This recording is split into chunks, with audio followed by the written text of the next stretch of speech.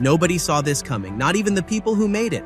When the tracking numbers first dropped for the Michael movie, Hollywood insiders were saying maybe $50, maybe $60 million opening weekend. Safe, respectable numbers for a music biopic, and then the actual weekend happened, and everyone's jaw hit the floor. The film pulled in $97 million domestically and $217 million globally in its very first weekend. That's not just a win.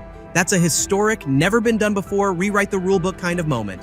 The biggest openers ever for music biopics before this were Straight Outta Compton at $60 million, Bohemian Rhapsody at $51 million, and Elvis at $31 million. Michael didn't just beat those, it obliterated them by nearly $40 million on opening weekend alone. But here's what makes this even crazier.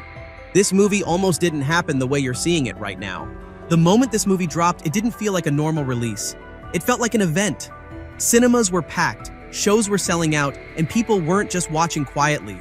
They were reacting, clapping, dancing, even coming back again with friends. Social media blew up almost instantly with clips, reactions, and breakdowns flooding timelines within hours. And what's really crazy is who's watching. It's not just longtime fans who grew up with Michael Jackson, it's a whole new generation discovering him like it's happening for the first time. That kind of crossover almost never happens with biopics. Usually, the hype dies after opening weekend. But this, it's spreading fast. Word of mouth is pulling more people in, and the energy around it keeps building instead of fading. And when you see audiences treating a movie like a live experience, you already know something different is happening. Because this isn't just nostalgia hitting people, it's something deeper that's pulling them in. But hype alone doesn't create numbers like this. So what exactly is driving the film to dominate worldwide? The crazy part is, this wasn't just a strong opening. It turned into a full global takeover within days. The movie didn't just perform in the US, it dominated internationally, pulling massive numbers from Europe, Asia, and markets that usually don't go this hard for music biopics. And that tells you something important. This isn't just an American success story. This is Michael Jackson doing what he's always done best, owning the world stage. Reports started coming in about sold-out screenings across multiple countries, repeat viewings, and audiences treating the film like an event, not just a one-time watch. And when you see that kind of behavior, you already know what's happening. This isn't slowing down anytime soon. Because when a film crosses over from good movie to must-watch experience, the numbers don't just grow, they multiply. But here's where it gets even more interesting. Because numbers like this don't happen by luck. There's a reason this movie hit different, and it starts with how this entire project was built from the ground up. What most people don't realize is this movie wasn't treated like a typical biopic behind the scenes. It was built like a blockbuster. The budget alone put it in a completely different league, and the team behind it made sure this wasn't going to be some watered-down version of Michael Jackson's story. You've got Antoine Fuqua directing it, someone known for intense, high-impact films, not safe, predictable storytelling. Then you bring in Graham King, the same producer who turned Bohemian Rhapsody into a global hit, and suddenly you're looking at a project designed to win big, not just perform decently. But the real advantage? Full access to Michael's estate. That means real music, real choreography, and a level of authenticity most films can't even come close to. This wasn't rushed. It was carefully built to hit worldwide. And when you combine that level of scale with the kind of hype we're seeing, you start to understand why the numbers are exploding. But even with all this power behind it, one decision changed everything. The moment people saw Jafar Jackson on screen, everything shifted. This wasn't just another actor trying to copy Michael's moves or study his voice. This was family. Someone who didn't just learn the performance, but grew up around it. And you can feel that difference instantly. The way he walks, the way he holds himself, even the smallest expressions, it doesn't feel forced or overdone. That's what caught people off guard. Early clips started going viral not because of marketing, but because viewers couldn't believe how real it looked. Some even said it felt like watching Michael again. And that's a dangerous level of expectation, but it worked. Because once audiences believe what they're seeing, they don't just watch, they connect. And that emotional connection is what turns a movie into something bigger. But here's the thing most people overlook. Behind all that emotion, there's a massive system pushing this film to another level. And that's where the real power comes in. This is where the film gets genuinely fascinating, because there is a massive, almost unprecedented war happening between professional critics and regular moviegoers.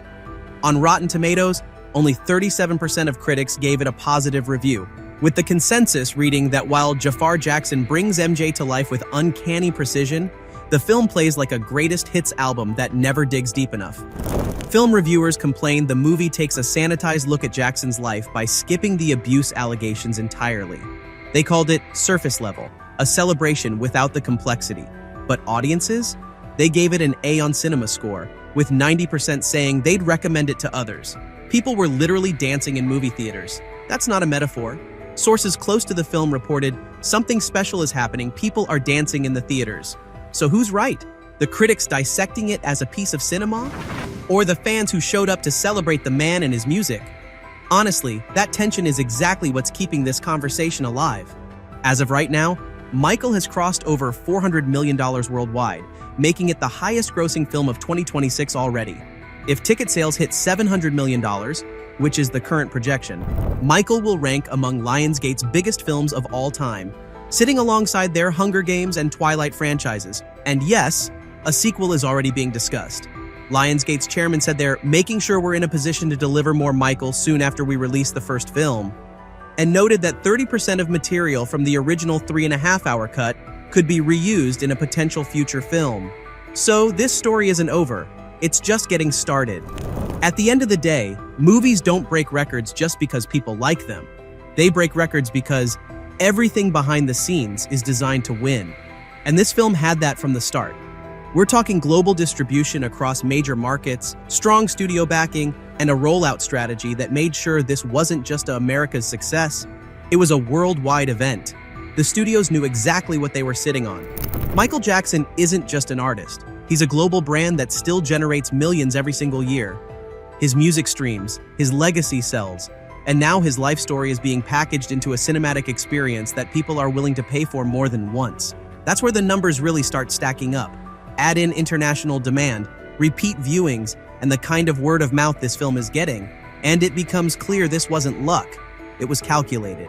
But here's where things get even more intense, because not everyone is fully on board with this success story. Here's what I want to leave you with, because I think it's the most interesting thing about all of this. Michael just became the biggest biopic opening in history, bigger than Oppenheimer, bigger than Elvis, bigger than anything. And it did it while completely avoiding the most controversial chapters of its subject's life. What does that tell us? That the world still has an unbelievable hunger for Michael Jackson, the music, the moves, the myth. But it also tells us that the full story hasn't been told yet. Maybe it can't be. Maybe it never will be. Whatever side of that debate you're on, the movie exists, the records are broken, and the King of Pop is back at the top of the conversation. Not as nostalgia, but as a force that still moves the world today. So now, I'm curious, did you watch the Michael movie yet? What do you think about it? Let me know in the comments.